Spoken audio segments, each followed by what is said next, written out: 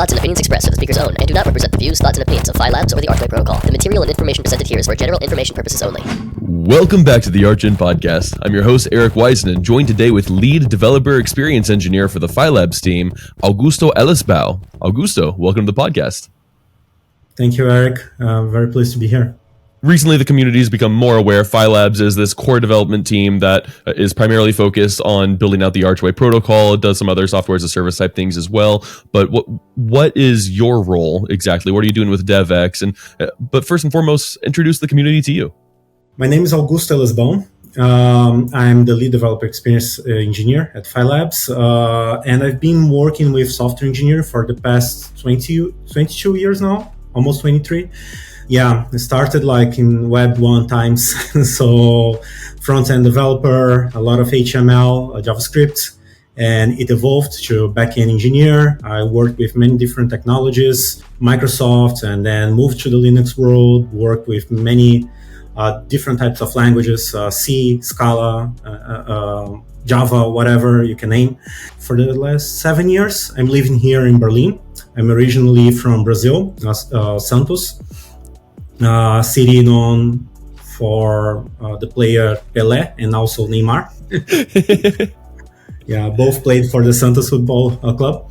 So I moved here to Berlin 7 years ago, basically working as backend engineer at that time. And then in the past 2 years, I decided that I had to move to work with crypto. I was already with an eye on that, like since late 2012 when I run a Bitcoin miner at that time. It was still profitable to run GPU miners. Not profitable, but you could get some bucks. Just got to tap into the neighbor's electricity, you're good to go. Yeah. Yeah, so, but then I stopped looking into that for personal reasons, and after some time, late 2016, I started to look back into Ethereum. I heard about it. I was already here in Berlin. It was a big topic here, but I didn't give much attention until late 2017 when I saw everything just skyrocketing. And then I said, okay, maybe this is something I should pay attention a little bit more. And then I decided to start studying it. But it was not until 2019 that I decided to fully move into working full-time with crypto. I started to prepare myself at that time and study, just get the knowledge that I had to start developing on that. And then late 2021, I joined at that time Tendermint, now Ignite. And from there, we branched out to Phi Labs. And since at that time, we started building the Archway project. Very nice. Yeah, I tell the community all the time, it's like, yeah, the Archway team is a lot of the core team from Tendermint, from Ignite, moving over to build out the smart contract platform for the entirety of the Cosmos and beyond. But it's nice to have another one of the Tendermint developers here on the show. So thank you. Can you walk us through now how DevX differs from regular development and what you guys are focused on? And then maybe tell us a little bit about what we're missing right now in crypto, since you have so much experience in non-crypto. Yes, for sure. Developer experience, the way I see it, is like an umbrella term for a lot of things regarding the easiness for a developer to get onboarded into a tool and be able to get their code or their idea into production. So throughout all this process, from bootstrapping your project, going through the development phases, inception, and then the first MVP, etc., until you deploy your code, all the tools, documentation, educational material that you may find, all that is part of the developer experience. So thinking on those terms, here at Phi Labs, the way we think about developer experience is we have a team focused on building tooling for the community. Another one that helps with documentation, providing the best possible documentation for onboarding people into Archway, Cosmos, Cosmos, and also education, which is the Area 52 project, for example, is our educational platform for people who are new to both Rust and also Cosmos. Yeah, Area 52 is fantastic. But that's awesome that we do have teams broken down for these different subsections to really make sure that no area is missing. A lot of things can be overlooked, especially with small teams or with everyone wearing too many hats. So yeah, glad that this is being considered early on. Now, what is missing from a developer experience? Like, how difficult is it currently for somebody to go out and build and deploy a dApp? And how is Archway making that better? I think that right now, one of the biggest pain points is documentation. This is something that we are definitely working to improve, trying to build the best material for people to find the information they need easily. Because we have usually two types of developers coming to Archway. The first are people who are completely new to software development. They want to learn how to write code. At the same time, they want to learn blockchain, how to deploy a dApp, and so on. So for this kind of profile, we thought that, okay, it's not only important to have a good documentation, but the tools should also guide the user throughout all the steps. So even like small things as installing the requirements for doing the project they want to do, it's important that we guide the user through all those steps. But most important of all, I think it's education on this aspect. That's why we thought about Area 52 as an introductory course, because people will listen more and more about Cosmos. Rust is a very hot language for the past 5 years. It has been winning as the top one language in Stack Overflow. Even though it's not being so widely used in production, it's a language that a lot of developers, both from systems engineer, web development, etc., they are looking to this language because it fits for many different use cases. But it's a hard language to learn. So that's why we also thought, okay, in Area 52, let's not assume that people know Rust. Let's give like a little bit of the taste of how does it look like and how people can get started with it. So there are many kind of buckets that the developers, they have to fill before they are able to deploy that. And that's what we are trying to do in Phi Labs on that matter. And the other type of developers are developers who are already familiar with Rust or Cosmos, or they are long-time developers. They are just arriving in crypto, but they have a pretty good understanding. They can follow like documentations very easily because they are able to navigate between the documentation, and if they don't find the information there, they can go to the source code. So for these kind of developers, the interaction is different because you're talking to people who are already experienced in software development. And so for them, I think the most important part is that the software works. It's very important that whatever we are trying to do, we can do like in the minimum amount of steps possible. And that's what we are trying to achieve with the tooling. So for these kind of developers, we are also focusing on building a huge set of tools that will help them on their code editor, in the command line, and many other places that it can be helpful. And most important, right now, one of the biggest pain points I could say for dApp development is that most of the tools, they are scattered. So you need to find different tools, install many different tools to do one thing that should be part of your, and all those steps, they are part of your pipeline, like to develop a smart contract, and then you develop a front end, you will test all that, you will deploy. So all those steps, right now, people have to install many different tools to complete each of those steps. And what we are trying to do is, okay, let's make this entire process easier so people can use a single tool for that. Awesome. That's fantastic. I know a lot of people that have a great dApp idea. They want to see it come out. They know that crypto can help solve it, and they don't necessarily know how to take that first step or how to build this out, or they might have some technical knowledge, but that it's too deep. And so that fear, that boding, like, oh man, this is some insurmountable start to a task, can really stop a lot of good ideas from coming to fruition. So lowering that barrier of access is really fantastic. So thank you for that. Now, in part of your experience, I know you worked as a data engineer and you worked to help build and maintain data warehousing. How has your experience working with data affected your belief in crypto? I've heard some with a school of thought like, what does crypto solve that MongoDB can't do? And where do you see it being different? This is a very good question, because one of the biggest challenges we have working with big data in general are the data silos that exist at the moment. So for the user, you can think about many topics like data ownership. Right now you have, people have profiles in Instagram, TikTok, Facebook, whatever, and all those are data silos. You don't own your data, the companies, they own your data. So one of the things that I believe that crypto can solve is this transfer of ownership. If I don't want a third party accessing my data, I should be able to do that easily, right? If I don't want, in the same way that, I don't share like my social security number with anyone. It's like my data is also personal, the pictures, whatever I post, I should decide.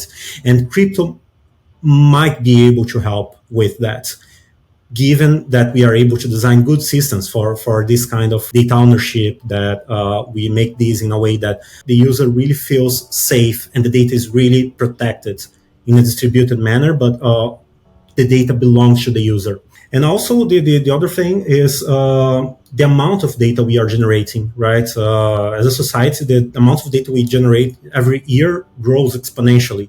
Yeah, so this is something that we also need to think about, like thinking about systems that can also collect and process this data in a way that, it's still scalable, but also it's easy for you to fetch the information that you need.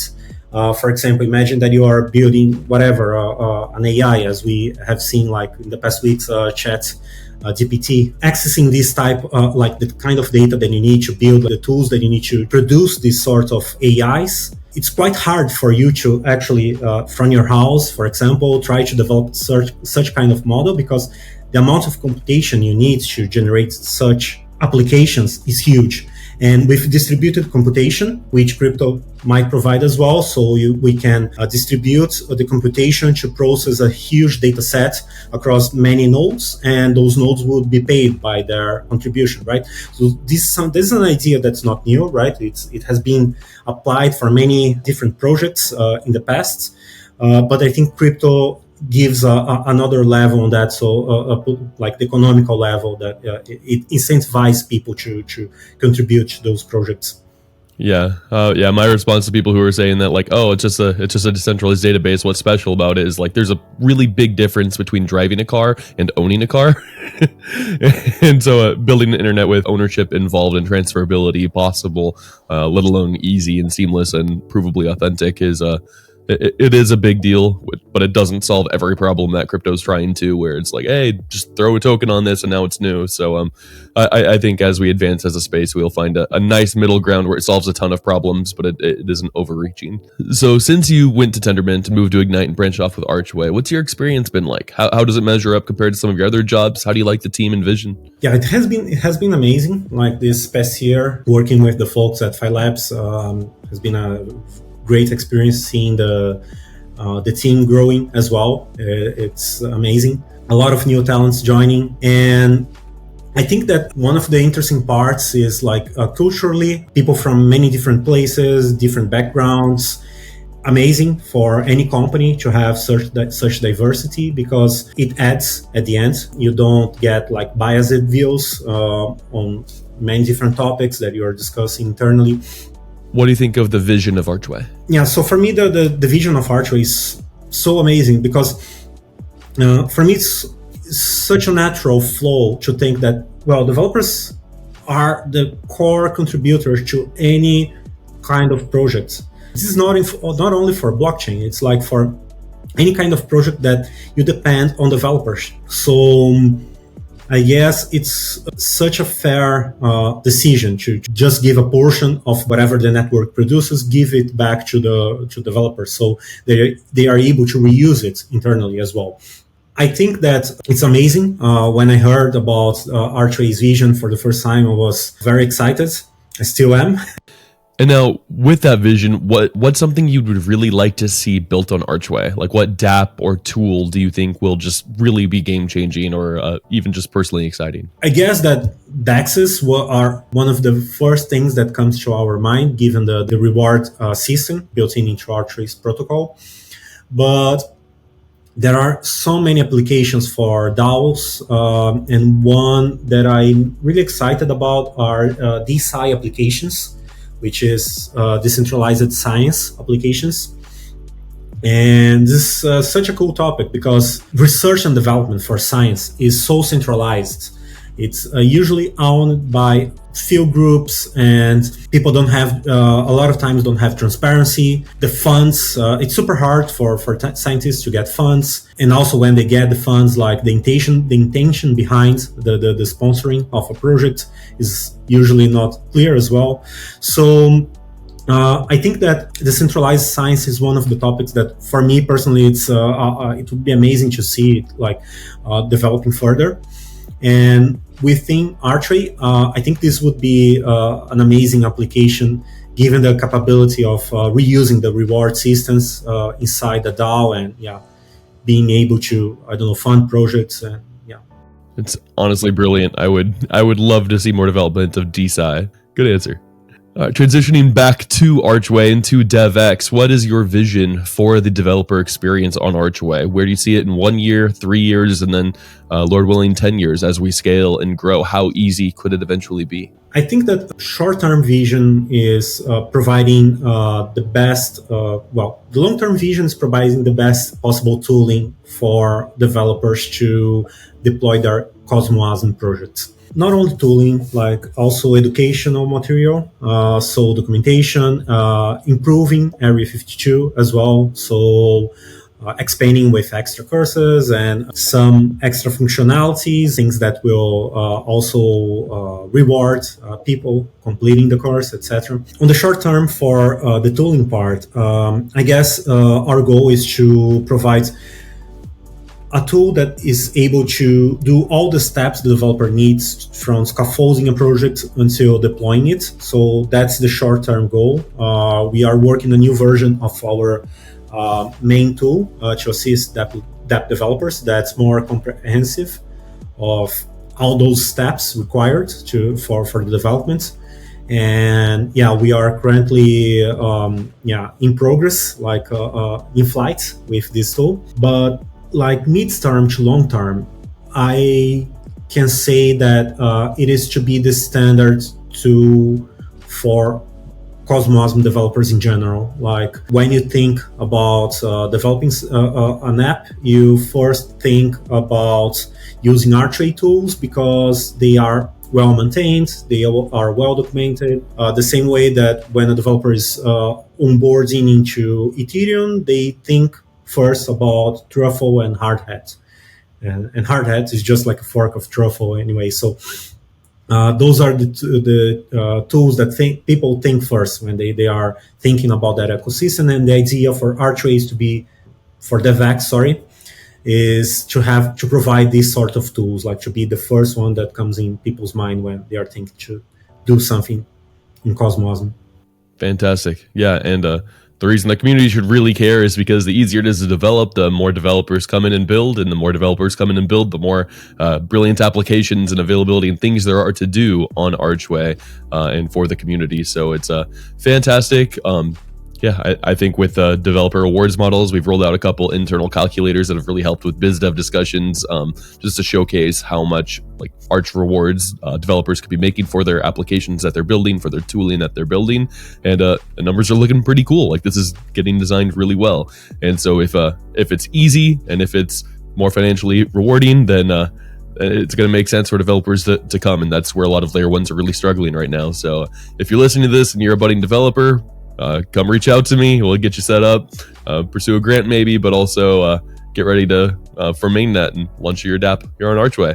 And I'd be happy to run through some numbers with you.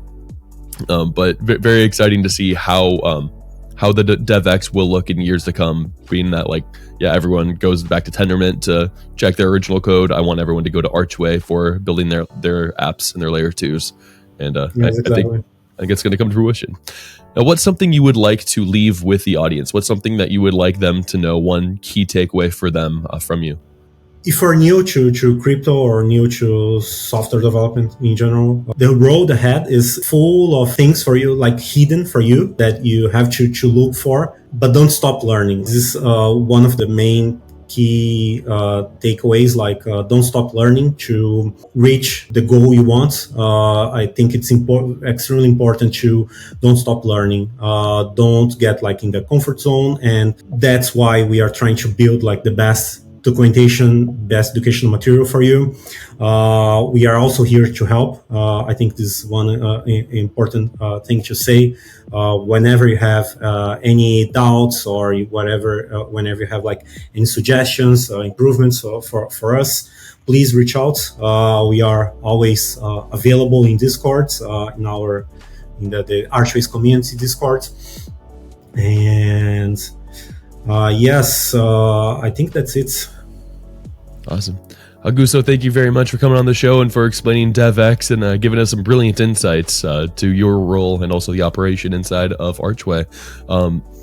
How could people reach out to you if they have any questions about DevX, or they're a budding developer maybe and are wondering what it would take, or maybe asking for something beyond the scope currently of Area 52? 3 channels, basically.